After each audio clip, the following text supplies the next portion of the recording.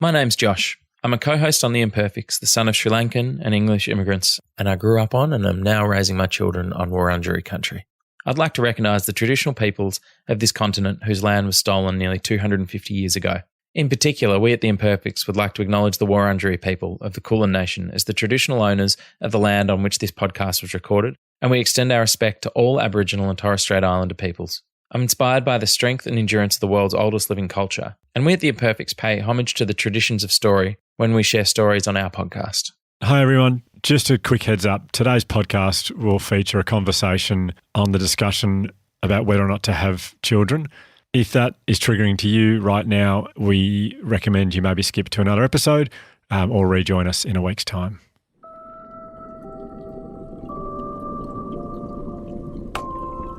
The Imperfects invites you into a very safe place. A place where we share without judgment and drink heaps and heaps of vulnerability. Grab yourself a cup.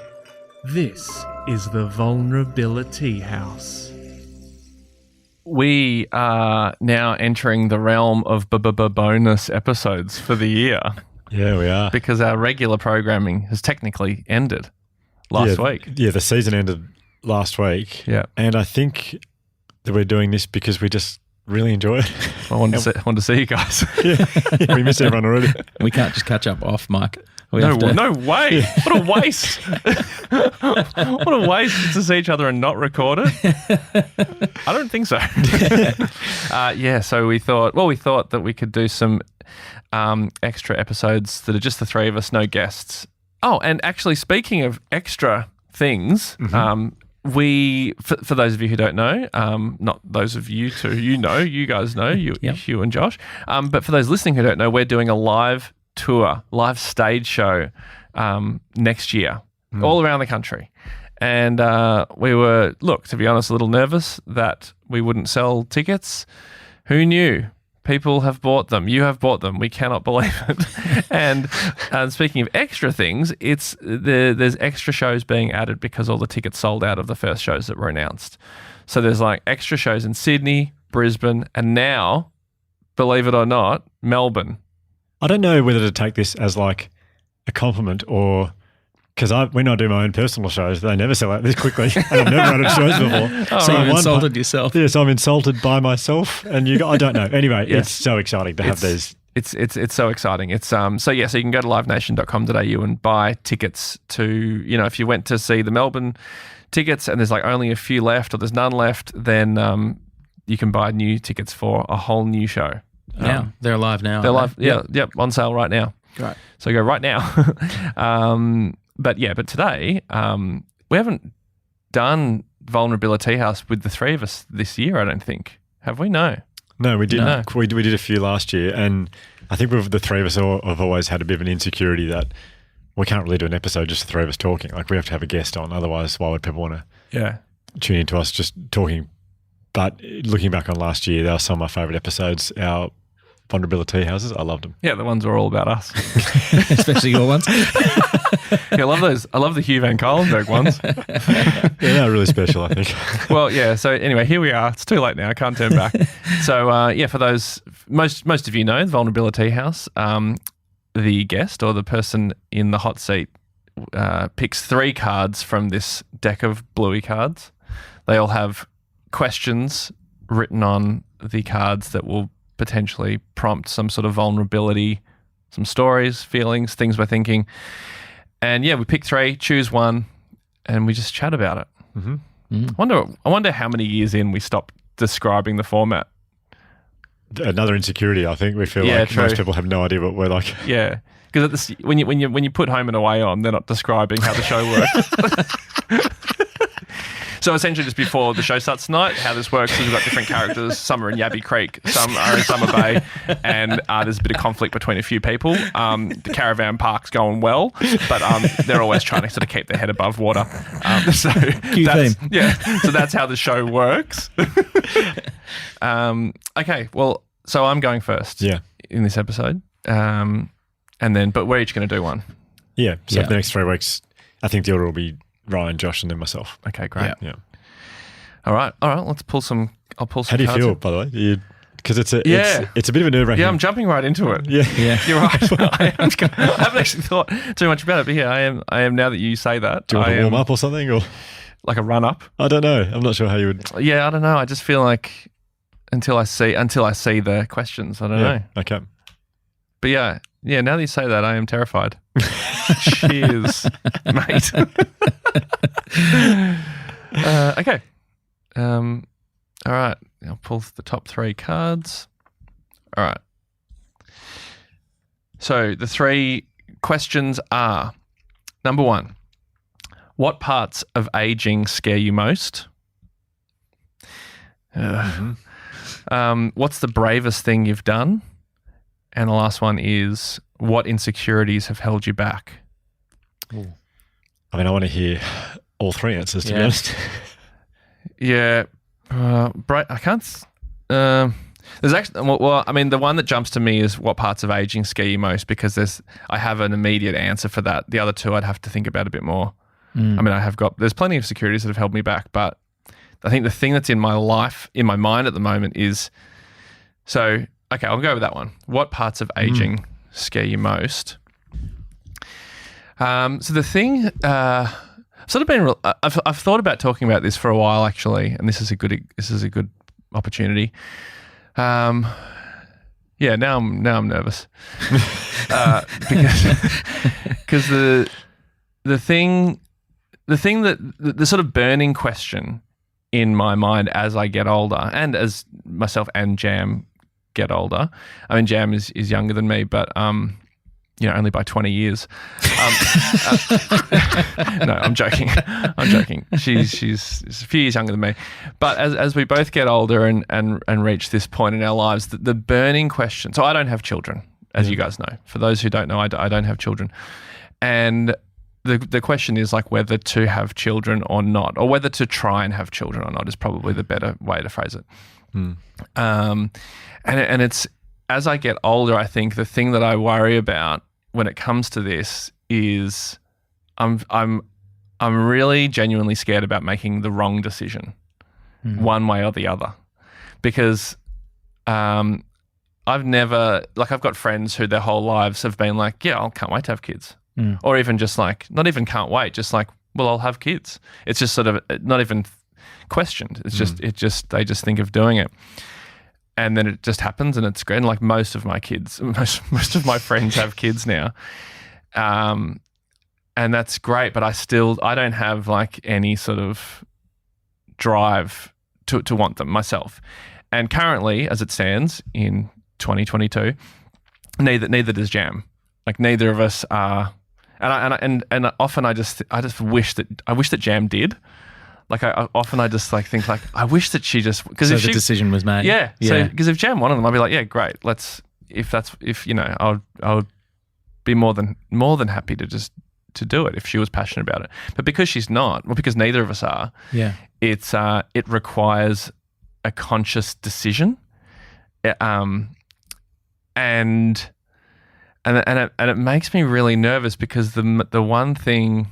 I mean, I'm so conscious, even just saying this, that there are people who really want kids and they can't have kids, and that is extremely challenging, no doubt.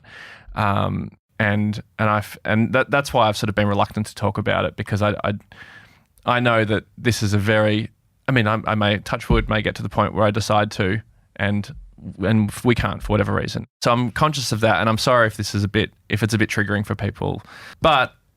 Yeah, I guess this is just where I'm at. So the thing that scares me about aging is getting to the point when both of us, Jam and I, getting to the place where we're like 50 or 60 and regretting not doing it and thinking, God, why didn't we just do it? Like everyone talks about how great it is. Like everyone talks about like it's the best thing you'll do. Like I was literally speaking to someone 2 days ago asking her advice, and she said, it's the best thing you'll ever do. And it's really hard for me to, like, I believe her, and I believe when people say that, like they would not, why would they lie? But I also know that it's really hard, and I also know that it restricts you from doing a lot of things, and it does change your life, obviously. to certain degrees, depending on your situation and depending on the child and everything. So anyway, throwing all these things up in the air and thinking about these things, it's sort of the only thing. It's the only thing in my life that I can't. I mean, of course, I can control it in the sense of choosing not to do it, but the thought I can't turn off. I can't turn off. Yeah. How long has the thought been there for? Like, is this a new thing, or has it been there a while? The thought of whether to do it or not. Like the question of, do I have kids or not? Well, for a long time, I just sort of thought I won't because in my mind, and I still to a certain degree think this, where it's like, well, I feel like the default should be not having kids, and then if you really want them, do it. But I feel like in our world, at least in my circle of friends, the default is to have them, and the big decision is to not have them. Yeah. And that's always sat pretty well with me. I've always thought, like, that's okay. I can, I'm someone who loves my freedom. I love my autonomy, my independence. I love doing what I want to do. And I think a big part of it, I've spoken to Maria, like psychologist, about this over the years. And I think a big part of it comes down to like my relationship with control and ability and like need to sort of control situations and need for order in my life as opposed to chaos. Yeah. Not that, I mean, chaos is a dramatic word for it. No, it's accurate. I think it's pretty accurate. Yeah. But when I say chaos, I mean uncertainty, essentially. And I've always been lucky enough to be able to relatively speaking, been able to control my life situation. And I just know, of course, you bring a child into my life, that changes dramatically. But then the angel on my shoulder goes, yeah, but you don't know all the good stuff that will come with it. And that's what's really hard, is that I don't feel like I can make a rational decision because I'm unaware of it. It's kind of like when you're in a restaurant and they're like, do you want dessert? And you're like, no, I don't think so. And you sort of like, yeah, I don't think I'll have dessert, even though it looks really good. He's like, oh, I don't think I will. I had dessert, had ice cream today, so I don't think I'll have dessert. And then they come around and go, hey guys, kitchen's closing in 5 minutes. You sure you don't want dessert? And you're like, oh shit. Hang on, I'm choosing right now not to have dessert because in 5 minutes I can't make the choice. The window's closed. so I guess it's kind of like, am I really choosing not to have the tiramisu?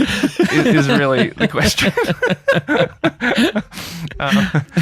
I think about this a lot for you as well. Like I wonder about it a lot as well. I was going to say for you, it's too late. Oh, yeah. But I think a lot. I mean, there's so many times. Envy's not the word. Jealous is not the word. But when you talk about your life, or when we'll come in here in the morning, and I've had 4 hours of changing nappies and dealing with stuff that you deal with when you have kids, and I'll unload all the stuff I've been going through in the morning. And then I'll say, what have you been up to? And I've just had Pilates and gone for a walk. And you'll probably do some cool shit as well. Probably playing basketball. Probably have a steak or play poker or something. A steak? Yeah, something cool and manly like that. Don't only do Pilates. Yeah, you go to Pilates, there's mixed netball. Yeah, but say the cool shit I do as well. Played a half a round of golf. Crotcheting? No, the cool shit. So you'll say something like, hypothetically, Pilates, just a bit of work in a cafe and come here. Yeah. Jealous is not the word, envy's not the word. Maybe envy's the word, I don't know. But like Penny and I'll say to Penny, how good does this sound? And we'll just go, oh my gosh, imagine how good that would be. So I think about your life a lot, like the stage we're in, with only because it's 3 kids, and 3 kids under the age of 5 is difficult. I look at your life and think it makes me think of, because I was always one of the people who's like, of course I love kids, can't wait to have kids, definitely going to do it. No, never a question. In fact, I kind of rushed Penny into it a bit, I think. She wanted to have a bit more time, but I just wanted them so much, and she was very generous and said, okay, we'll do it now. Ricky Gervais said once, why do people say, when you say I'm not going to have kids, they go, why not? He said it should be the other way. It should be when someone says I want to have kids, you should go, why? Why do you want to do that? Yeah. I mean, I feel like that sometimes. But when you just to go back to what you're saying before, when you think, oh, that would be so nice, do you ever think, I've never asked you this before, but do either of you ever think, he's going to miss out on some, if he chooses not to have kids, do you ever think, not that this would necessarily sway any decisions, but I'm just interested, would you ever think like, if not even just me, anyone who chooses not to have children because they just don't want to, do you ever think, I feel sorry for them because they're going to miss out on all this great stuff, the stuff that life is truly about? And be honest, like I would be really interested to know. I do for some people, but I don't for you. Couldn't agree more. Yeah. Couldn't agree more. I feel like you have such rich and beautiful relationships with so many people. And so you get that like love and connection from so many people. Like the friendships you have are so strong. And not that people go and have kids to go, I don't have strong relationships, I better have kids. But I guess what I'm trying to say is I've also never thought, I think, because I know what you're like, and I know that you like control in certain areas of your life, you would lose that. I think if you had kids, you would love it, and you would absolutely love it, and you'd be so happy with that decision. But I've also never thought, Ryan's missing out. Yeah, that's never popped into my head. I also think with the control thing, I think I'm someone who's pretty good at not needing control or order, and I felt like I've always been like that. But I feel like recently having 2 kids has actually pushed a button in me that I didn't know existed in just like a little bit more control and order over things. Because you've always been okay with. Yeah, and I've always been okay without. And I found it interesting that it's brought out a bit of like a need for, I mean, anyone who's come into this studio would realise that I'm fine with a bit of chaos because it's a pretty messy studio. It's not too bad. But just at home recently, I found with the chaos of having 2 kids, I've wanted to just get a little bit of control of just had moments of frustration where I'm like, I just want to tidy things and for it to remain tidy for more than 20 minutes. Yep. Yeah, you want what you can't have. Yeah, and this is a question, it's certainly not a statement, it's more of a question of like, I wonder if you're someone who values that a lot, and it brought it out in me when I didn't think it was a thing I had at all, how that would interact with having kids. Yeah, well, I'm literally reading a book at the moment called Embracing Uncertainty. Yeah, okay. Because it's my Achilles heel for sure, and also one of the big pain points in Jam and my relationship, because she is very, very comfortable with not necessarily chaos, but uncertainty, which is life. And we should, like, ideally, I think it would be way more beneficial in life to be good at uncertainty as opposed to needing control, because we can't control life. And so when uncertainty is certain, is guaranteed. So, I remember speaking to Maria about this years ago, and she said, well, if you want to get better at uncertainty, you should definitely have a kid. Yeah. Not that that's the reason to do it. But there is a big part of me, I mean, this makes it sound like it's for selfish reasons. It's like, this is why I keep coming back to this idea of like, there is so much about the decision which is really hard to make. Like, it's not a normal decision because so much of it is in the dark. Like, it's the dark side of the moon in a positive way. Like, there's so much that you can't see. So you can't actually write an accurate pros and cons list because you don't really know the pros and you don't really know the cons. They're all anecdotal. And everyone says it's like you don't know love, you don't know the love you'll feel for your child until you have your child. And so I don't know that, so I can't really make a rational decision. That's why it makes it so much even harder than the tiramisu decision, believe it or not. Well, it's like we change. There's wiser people have said this much better than me, but we change all the time regardless. Like, don't we? Like, our brains change, the person we are changes as we move through life. And I think for me, nothing's changed me more than having kids, So it's really hard to have the brain I had before having kids and think that way, and vice versa. It's impossible to know the person you'll become. Yeah. Having kids maybe I don't know. Maybe there's a benefit for being able to embrace more uncertainty. Maybe there isn't. Who knows? Maybe that's not a good area for you to go down. Maybe it is a good, but it's just I don't envy your decision because it's impossible to know the person that you'll become. Yeah, it always comes up when a friend of mine tells me that they're having a kid, and then it sort of like triggers my thinking. It's like, oh shit. That's right. I need to choose. I need to decide on that, and they're really excited, and all I can see is just like the richness, and I love. I was brought up in a family where my grandparents were like, "It's family is most important," and we would do Friday night dinners. We're Jewish family. We would do Friday night dinners all the time, and it was you had to be there. And as a kid, I often didn't want to go, but now I know. Now I see why that was so important. Why being close with the extended family is important, and or not even extended, but just any sort of family or even caretaker or any sort of like tight community that you receive unconditional love from.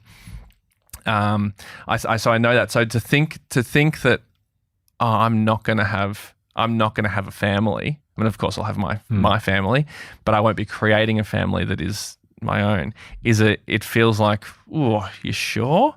You sure you don't want to do that?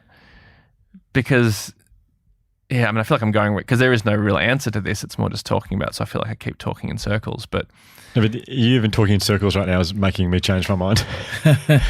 Just now, just looking at you, thinking, I would love to see Ryan be a great dad. patriarch. You know what I mean? Like the Logan Roy of the podcast. Not in the negative sense, but like No, I was just thinking, gosh, you would be such a wonderful dad, and Jam would be such an incredible mum. And knowing Jam, I think it would be wonderful for her. I do.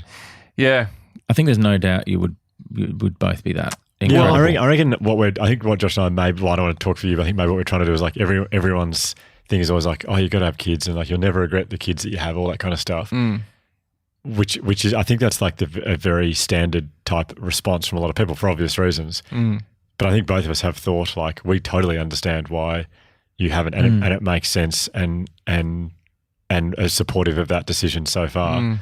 But I also have a thing of thinking I would just imagine a child like the parenting jackpot they would hit, like having you two as parents, and you would be so beautiful. It would be, and I'd love to see you go through that and experience that and be a dad. But I totally, I mean, you're speaking to someone with 3 kids under 5, so I see the stuff that people maybe don't talk about as much as how hard it is, and so look, there's no. Yeah, thank you for saying all that. But I think that's the thing. It's like I'm not necessarily scared about being able to do it, even though I know it would be the hardest thing I would ever do.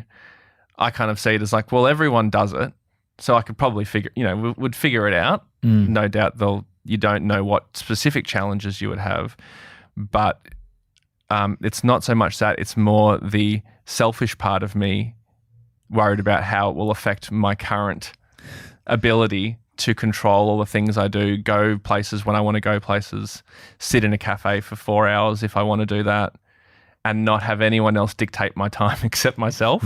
There's something else I want to say, which I don't want it to be, I don't want to diminish the experience of anyone is having right now, the challenges they're having with a child. But like, I look back on when we had one child, and I think you can do a lot of, you can still have control. You still have control with one kid, I reckon. And that's, if anyone's really struggling with one, don't want to be triggering for you, but I look back on, we're not a good sleeper, and probably comparatively to where you're at now with 3. Yeah, but like you can literally, you can split your time. I mean, obviously the female has got to keep them alive, and it needs to be there if they're for being breastfed. If they're being breastfed. But you could, I still remember, Penny and I would split the day. Like I'd go out in the morning, and I'd come back in the afternoon. It's like you still get time with one child. Yeah, just have one. I feel like I should make a decision right now. Yeah, I thought that's how to end this episode. This is a decision. No, I don't know. It's just tricky when you just don't really know because it's really the only thing that you can't reverse that I can think of right now. Most other things, if it's based on choice, maybe in the olden days, marriage was something that you didn't feel that you could reverse, but obviously you can reverse marriage. If you marry someone, you can get divorced. But kids is something that, and because I'm a commitment, I'm terrible with commitment. I hate making, because it's my need for control, my need for freedom. And you commit to something, it's like, oh, does this mean that I'm locked into this thing? Yeah. Or I can't, have choice and freedom and. I don't know. I probably sound really selfish and really Not really self-centered, but just you're answering the question. What scares you most about aging? You're answering it beautifully. Yeah, I think. And also just to steal from Oliver Berkman, who we had on this year, like you're making the indecision is a commitment as well, and the decision not to is also a commitment. Yes. Well, that's true to something. So true. that's a finite commitment to not do it. Yeah, and that is the fear. Yeah, that is actually crystallized the fear. The fear is not doing it. I'm pretty sure, and maybe this answers the question, but I'm pretty sure that if I chose to have kids, I'm almost certain I wouldn't regret it. Yeah. But if I chose not to, I'm terrified that I would regret it. Looks like you're having kids. Well, should we call Jam? We'll get her on the phone. Oh, yeah. Jam, you're on the air. I'm here with Huzzer and the Josh Man. And we've got some exciting news. Sit down. Just after this track. We are... Well, I think, the other option is Instagram poll. That's another, we could do that. That'll solve it, I'm sure. I know it'll... Yeah. But I don't envy the position you're in. It's not a unique. I mean, so many people I know deal with this, and then also, like I said, my heart breaks for people who really, really want kids and know they want them, and then can't. Yeah, like that is, and I feel really insensitive even just talking about this openly and like being in this privileged position of being in a. Not that we've tried. So you don't know if you're in a privileged position. Well, exactly. I think it's just a healthy, I agree with what you're saying, but it's also shouldn't mean you can't have the conversation openly. Yeah. The thing that I think is difficult, and it's potentially a cliche thing to say, but when you're trying to make this decision, it's a bit of a false, it's also a bit of a false list because it's really easy to imagine all the cons, and you hear about it all the time from people who have kids, and often people are willing to share that stuff, and they will say it's the best thing I've ever done. But I feel like the day-to-day of having kids is kind of like is it a sine wave? Bridge, you did science. Is it a sine wave that goes like, so imagine like a graph with it like up and down. Peak, like a mountain up above the line and then a valley below the line. And I feel like that's the joys and like hard stuff. Yeah. But when you don't have kids, it's like the graph can't go above the line because you can't actually imagine what that thing is above the line. So it's just like flat line when you don't have kids and you're imagining what it's going to be like. Oh. Sort of flat, negative, negative. But when you have them, you get the bit above the line as well. Oh, and that's not to say, I know exactly what you're saying. You're not saying that people who don't have kids can't have highs in their life. You're saying no. I'm saying on the specific topic of imagining having kids. You can't imagine what the up is like. Yeah, I get it. I know what you mean. It's even actually a hard one to explain. I was sitting here thinking how to explain what the ups are, but I don't really know how. They're just little moments, like the little moments that happen, and you just go, and it's quick, like it's really fast, and then you go back down again. But and for me, those peaks, for me personally, in my experience, the reason why I think it's the greatest thing I've ever done is that those peaks far outweigh the troughs, even though they're still there. Yeah. But there's no way for you to know how high those peaks are. I know, because you say that, and then my immediate thought is like, but that's that's great, you've got that, but I don't know what my experience is going to be like. Yeah, exactly. Which is I don't know. Like it'll be different. It'll be different. And I guess anecdotally, there's enough people that have a similar experience to that. That is where the indecision comes in. Where I'm like, well, Like, I believe you, Josh. Yeah. There's no reason you should lie to me right now. Be pretty cruel. It's all a big con from everyone. Yeah. They just want you to suffer. Yeah, but because I can't feel what you're feeling. Yeah. And that's probably the tough thing. That's the dark side of the moon. Yeah, and my point probably doesn't help at all, but I guess just to validate that I understand why it's so bloody hard. The other thing I think one of the positives for you would be, as one of the great observers of, or just like, you mean as like writing comedy.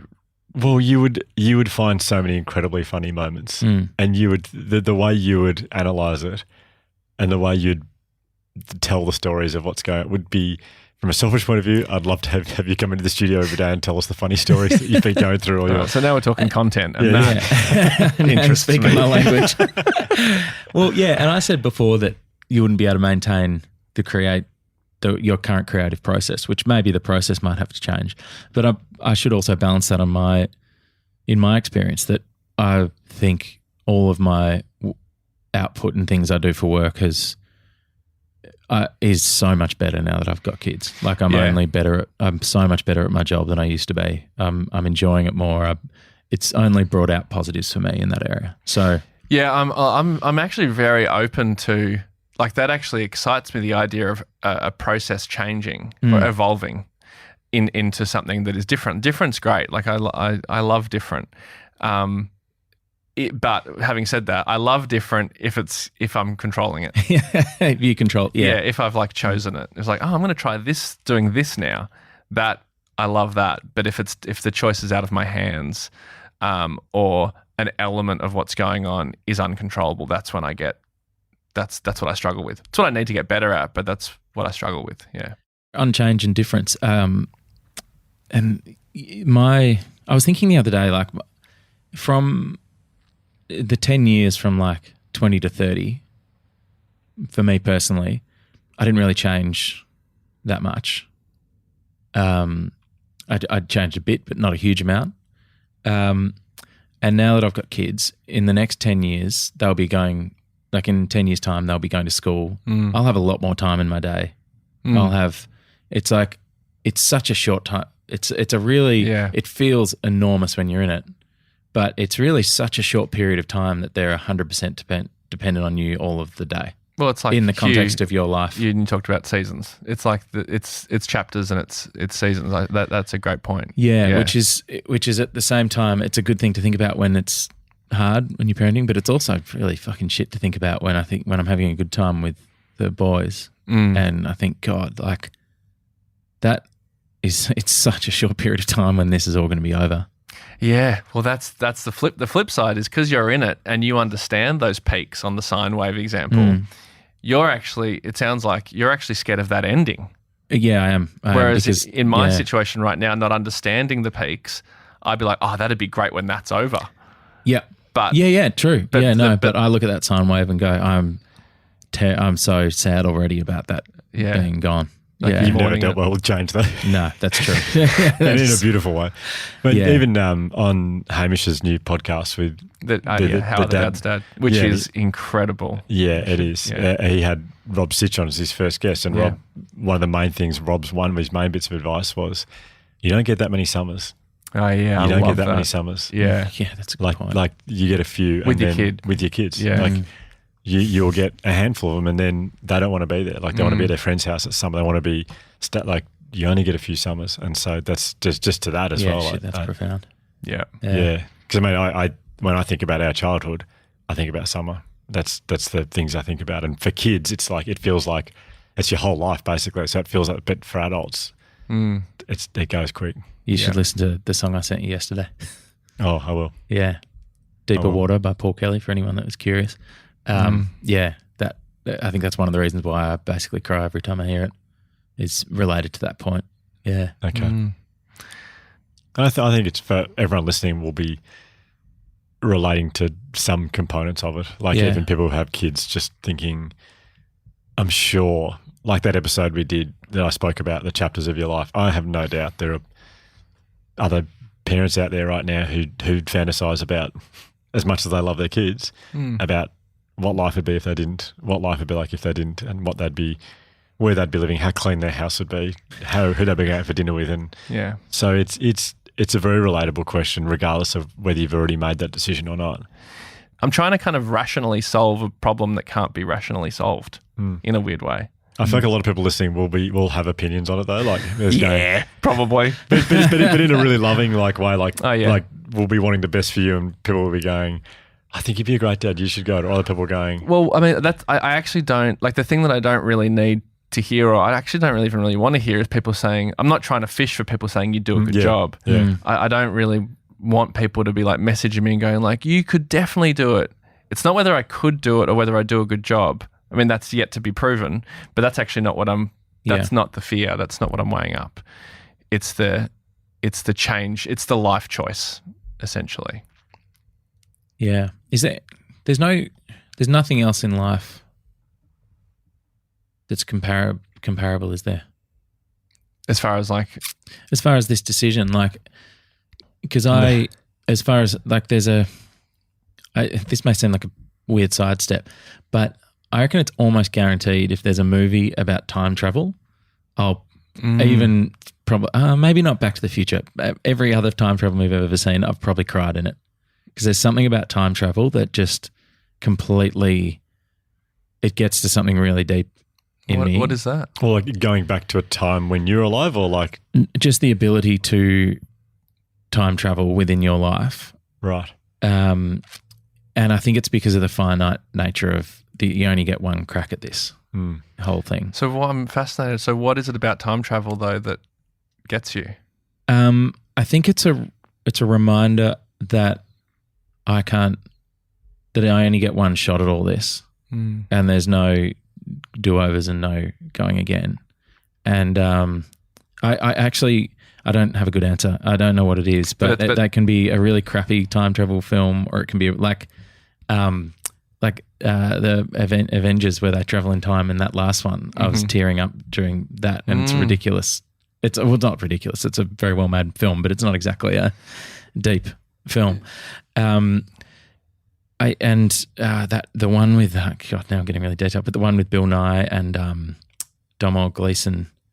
That is a real tearjerker. But there's something about the fact that we're constantly changing, and everything that's happened is sort of drifting into the background, and I can never grab it again. It's gone. I can never have that again. Haven't had that moment again. And I think your decision to have children is like the apex, like it's the biggest one on that scale. On the timeline. On the timeline. Yeah. So it's a huge fork. It's a huge fork in the road. Yeah. I mean, I say that, but I don't actually know that for sure. That's my fear, or my perception is that it's a huge fork in the road. But I like that comment, Josh. That's a very validating. Like, that's very validating for what Ryan's going through. Yeah. It is a huge decision, and it must be incredibly. Not the time consuming, but I can see it's just all encompassing with everything you do. It's always in the back of your mind. Yeah, I think just because of coming back to the card, it's like because I am aging, and not in the sense that I'm old, I'm not young, I am what I am. Jam is the age that she is, and that's just the realities of life and biological clocks. Is that the kitchen's closing. Yeah. What let's just say hypothetically, like, how would you respond? What would be your gut and heart response if you went home, and obviously it would take a bit of a miracle sort of, but let's just say Jam said, oh my God, I'm pregnant. What would your gut and heart feel in that moment? I'd be scared. I think my initial thing would be scared, and if I'm honest, like Vulnerability House, I think I would immediately think about how is this going to affect me. Wow. Like because I'm not in a headspace of like wanting it, but I'm almost positive that I would get to a place pretty quickly where I would be yes, happy and excited, but in some ways kind of, and I mean this in a positive way, in some ways relieved. Okay. Because the decision was taken out of your hands? Yep. Yeah. Okay, well, just other side, say you went home today and Jam said, I've had a good think about it and we're definitely not having kids. We're not having kids. What would your response be? Exactly the same. But the flip side. Exactly the same. As in, I'd be like, I'd actually, sorry, it'd be exactly the same, but I reckon it would be, the order might be reversed. So I'd be relieved and happy. And then I reckon, I suspect, I have no idea, but I suspect I would then go, hang on, how's this going to affect, hang on, that means I'm never, assuming I stay with Jam forever, which I hope to, then that's it. That's the decision made. Shit, decision made. That's pretty final. Well, to that point then, yes, there is a time constraint to this, the question you've got, but it's also not, I don't think it's as short as you currently feel it is. So No, I wonder if probably there's not. any way to take the pressure off, because I think the more pressure you apply to this choice, the harder it's going to be. I wonder if there's any kind of way that you can reframe it as like it's further down the road than you probably feel like it is, just because everyone else in your life is having kids. That certainly puts pressure on it in that way. And then there's the time thing and the aging thing, but technology is pretty incredible. And if you guys in a while decide, I'm sure there are ways that you can make it work. That's true. Yeah. So I wonder if there's, by taking the pressure off the question, that might reveal the answer a bit more clearly. That's true. Basically kick the can down the road. Yeah. Yeah.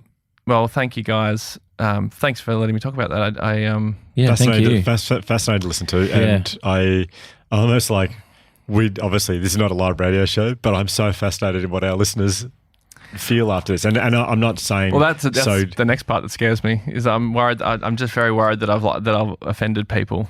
I wanted to finish by saying that like what you've talked about is what is happening in your head right now and what you're going through, and I think it's generous to share that.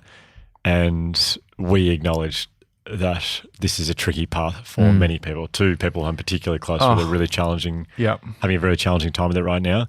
And I was thinking about one of them a lot as you were talking, and I know that her, for example, she would understand that you're talking about your experience. Her experience is very different, and we all have different challenges with this. Yeah, look, it's something that I've literally in the last couple of days is like I've been thinking about. It's in the back of my mind all the time, but literally in the last couple of days, it's sort of like risen to the surface as like the hot topic of conversation for Jam and I. So it's sort of when I saw what parts of aging scare you most, then that's the honest answer. That is the honest answer right now for me.